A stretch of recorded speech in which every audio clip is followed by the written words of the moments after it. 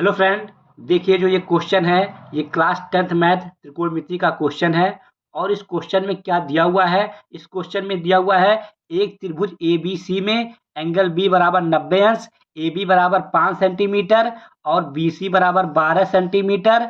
तो sign A, cos A और ten ए का मान बताइए।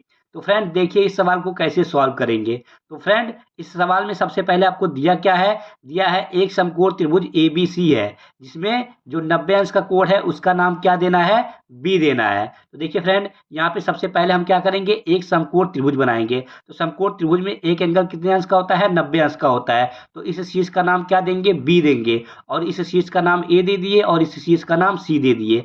ए बी का माप कितना दिया हुआ है? 5 सेंटीमीटर। बी सी का माप कितना दिया हुआ है? 12 सेंटीमीटर। और इस ए सी का माप हमें नहीं पता है, तो इस ए सी का माप हम कैसे निकालेंगे? पाइथागोरस प्रमेय के द्वारा। तो पाइथागोरस प्रमेय के द्वारा, पाइथागोरस प्रमेय का सूत्र क्या होता है? कर्ण स्क्वायर बराबर लंब स्क्वायर प्लस आधार स्क्वायर। तो कर्ण स्क्वायर बराबर यहाँ पे लंब का मान कितना दिया हुआ है? 12, तो हो जाएगा 12 का स्क्वायर। अब प्लस आधार का मान कितना दिया हुआ है? 5, तो ये हो जाएगा 5 का स्क्वायर। 12 का स्क्वायर करेंगे कितना आएगा? 144। और 5 का स्क्वायर करेंगे तो कितना आ जाएगा? 25।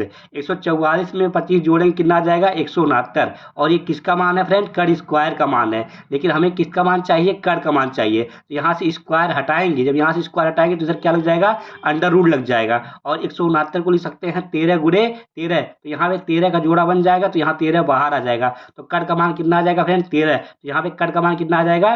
13। इसके बाद हमें किसका मान चाहिए? साइन ए, कॉस ए और टेन ए।